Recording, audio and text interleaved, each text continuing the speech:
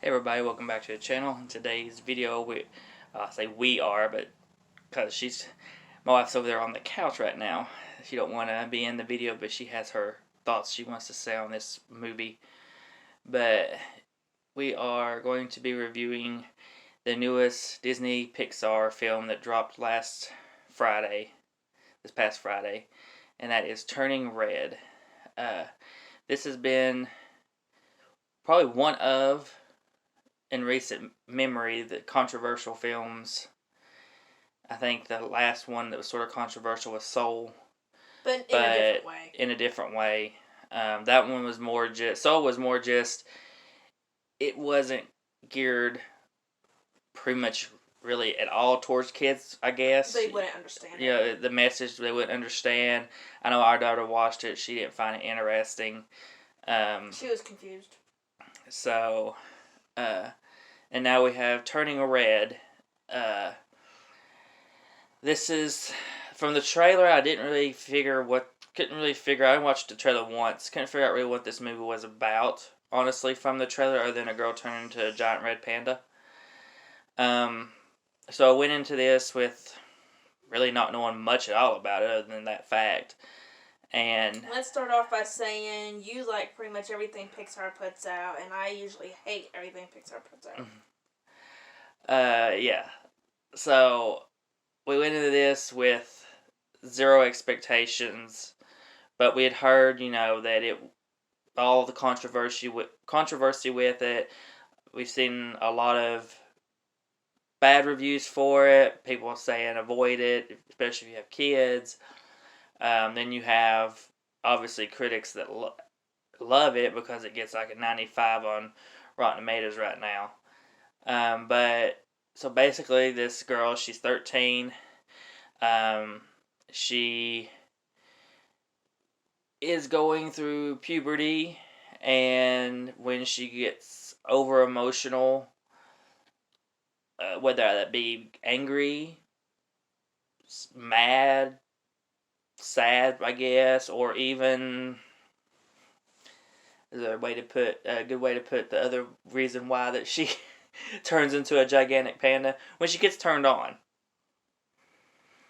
she turns into a big red panda. Well, to us it's a big red panda, but by the end of the movie you see an even bigger panda. We was going to let our daughter watch this, but didn't really know if she should or not, so we decided we was going to pass on it, but we decided to go ahead and watch it just in case it was something that she could see, because she might actually enjoy it. But this is definitely nothing that we will let her watch. This is not something I would recommend. Even, I guess their target audience is sort of that, I guess what they call tween age kids. Like 11 to 13 age. Being a parent, I would not let even my tween daughter or son watch this film. I know one of the arguments is, well, this is how kids act and stuff in reality, but still, I don't want to encourage the behavior, and I don't want to, if they are better behaved, I don't want to make them turn and start acting that way. Like, Addison's really well behaved for her age, and I'm going to keep it that way. And probably one of what we're talking about, the girl in this movie, it's right as the movie opens. I mean, the stuff she says, the way she acts toward her parents, just her mindset, sneaking out, it just was not a great message to film for most of the movie. I honestly don't know. I mean, I know they were going with the whole be yourself. Don't try to be somebody else, or be somebody. Don't try to be what somebody wants you to be. But yeah, they went about it the complete wrong way. It's teaching you to defy your parents. Yeah, I mean, the whole movie she's going against what her parents says. There's even a line in the movie where she's when she's talking to her parents, and they're trying to figure out how she's keeping the panda at bay because they're putting her all through all these challenges. And she said that she does it because she thinks about the people that she loves the most in the world. And that ends up being her best friends and not her mom and dad. And I was like, no. I was like, that, no. Like, and I mean, if I was talking about a couple of positives that I had with it, I think the animation style was fine. Mm-hmm. I didn't have an issue with the animation style. It did have some points that were funny. We did laugh at a couple things throughout the film. But overall, the film, I wouldn't say is anything amazing to begin with. I mean, it's nothing I would watch again, even if it had a different message to it and went about it or went about it a different way. I don't think the movie is all that amazing. I mean, especially not to warrant a 95% on Rotten Tomatoes. It just didn't come off as being that good of a film, even if you take out the negatives and keep the gist of the story. It didn't impress me even. Well, but I've also noticed, not just us, but other people too, that the ones that are parents are the majority of the people that have an issue with it because their kids can't watch it. But I notice that a lot of people that don't have kids, they think it's okay or really good. But I think because they still made it so that younger kids can watch it, like not 16, 17, but younger than that, I think it's a little bit off. They should have rated it PG-13, but also give a warning at the beginning of the movie. Yeah, because I find it funny, with is it Good Boys? Yeah. Is that the film? It's rated R where, on the front. Yeah, they slap the warning right on the front for parents that this movie is rated R and it's not suitable for kids. But then they don't do anything with this film to just make it more noticeable. I mean, I know maybe if you watch the trailers and you could pick up on that kind of stuff, maybe you would know, or maybe, whatever. There might have been something there to tell a person, but most parents, they just flip the stuff on. So it's Disney, it's Pixar, let's flip it on. They're not going to really pay much attention. And it's animated, so. Yeah. And the other thing is, there were two things that, which is partially why they need a warning, but they had the incident talking about the periods, and then... Which wasn't horrible. It wasn't horrible, but it's going to raise some questions in some younger kids. Yeah. And a lot of parents want to do that themselves, so if they're not ready to have that conversation yet, it's a little just putting it in their face and be like, okay, now we got to have it. But then also, towards the end of the movie, she told her mom, "My panda, my choice." That was uncalled for. They didn't need that. Well, I think how they just left. If it was just a period scene, yeah, I think the movie would have been fine. Yeah, but it wouldn't have been like when they added everything else added with it. The way she talked, the stuff she said, I mean, it just isn't something that should have been put in there. I mean, and with the mom in this movie, to me, my favorite character was probably the dad, just because he was funny. He was, to me the best character in the movie. When it comes to her friends, I mean, it was nice to see that they had her back, and that they were that close. But for instance, the way they acted, the way they all talked and all behaved, it wasn't something I'd want my kid to see. And I also noticed that for them only being 13, because I remember, I'm trying to think back when I was in middle school, and not even just me, but even my friends at the time, We were never that boy crazy. Like, I think they were a little too boy crazy for being that age. Well, not only that, but they weren't boy crazy for kids their age. They were boy crazy for 17, 18-year-olds. Yeah, or and older. different. Because It's the like, band, the group that was singing was they were older an all guy group that at least was at least 16.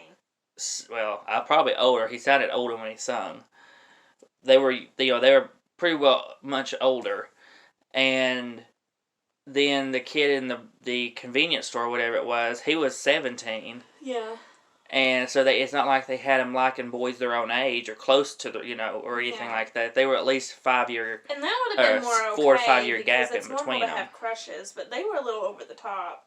Yeah, they were really taking it, and I can't remember exact quotes, but there was some of the stuff that she was saying that the kids were saying was just very inappropriate toward guys, toward the opposite sex, and but one thing that also bothered me, they really pulled from other stuff a little too much. The one friend that was she's short with the black hair, I don't know what her name is, I don't remember, but she looked exactly like, to me, she looked and acted like the girl from the Despicable Me movie that was obsessed with the fluffy unicorns. Because in this one, she is obsessed with the fluffiness of the red panda. And then one of the grandma, I don't know if it's a grandma, an aunt, but one of the older ladies towards the end of the movie that comes and visits, she reminded me of sort of an older, more taller version of the little woman from The Incredibles movie. The main older lady? Not the grandma. One of the other. It was an aunt. Yeah. One of the aunts reminded me of just a taller, sort of older version of the woman from the little woman from The Incredibles. And also, some of the stuff they touched on, especially toward the end, we already had it in Encanto. Just, 3 or 4 months ago? Yeah. So, you're getting sort of you're sort of getting the same message or same issue towards the end, but you get it in Encanto, and it's done better in Encanto than it is in this movie. And one of the other things that bothered me, the ending really threw me off with liking this movie a bit even more, because they didn't explain why the mom was so gigantic. Because all the other ones were really tiny compared to her.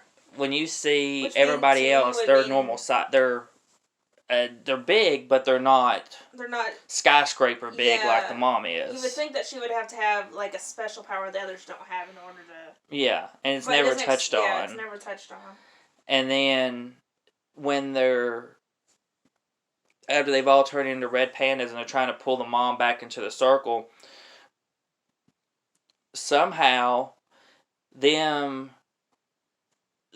friends and then the boy band group singing just random one of their random songs, and then the kids sort of doing an a cappella song somehow made the circle more powerful. And it made no sense, because you're supposed to be chanting a certain saying or certain, whatever. But somehow that makes the circle stronger. Like, I didn't understand that. I don't understand. It never really touched on anything like any of that. And when you're making a movie that's geared more towards adults, you need to put that stuff in, because we're going to see that stuff. We're going to notice that stuff. And we're not kids. We're not going to look over that. I don't feel like. But I don't know. I've seen some. I know this is probably going to could be the most controversial movie of the year. Possibly. I know we still got a ways to go, but this definitely is the most controversial on our channel. This is definitely one that's going to be up there for people for it to be very mixed. If you have kids, I would say definitely avoid it. I don't care if they're 4 or 5, between the ages of 4 and 10, or 10 and 16. I wouldn't let any of those age range watch them. And it's not because we don't want to have those conversations with, like, Addison, for example. Because, Dawson's obviously way too young. He doesn't understand. He's not mentally to that point yet. But we've had conversations with Addison, or I have, since she was like 2, and we have it on a regular basis every so often. And she understands, but a lot of parents don't do that or wait until they start like their period and then go from there.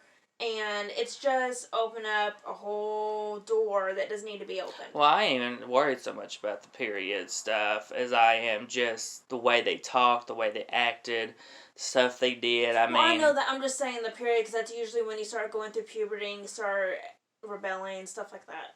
But I mean, it's usually around that time frame, which for most people, especially girls, it's usually around 11. Mm-hmm. 11 to 13, which is the age they were. But I don't think it was needed in the film.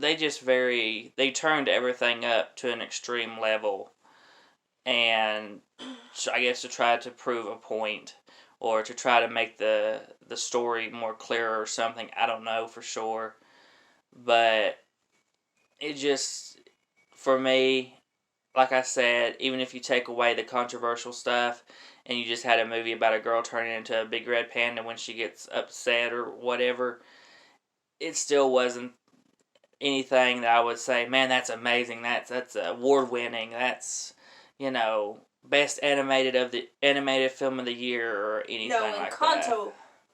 I don't know about that either. Encanto.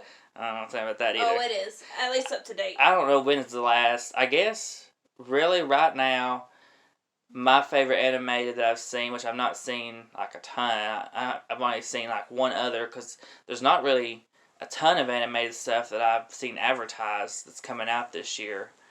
But my favorite's Encanto so far. That's not from this year. Mhm. That's from last year.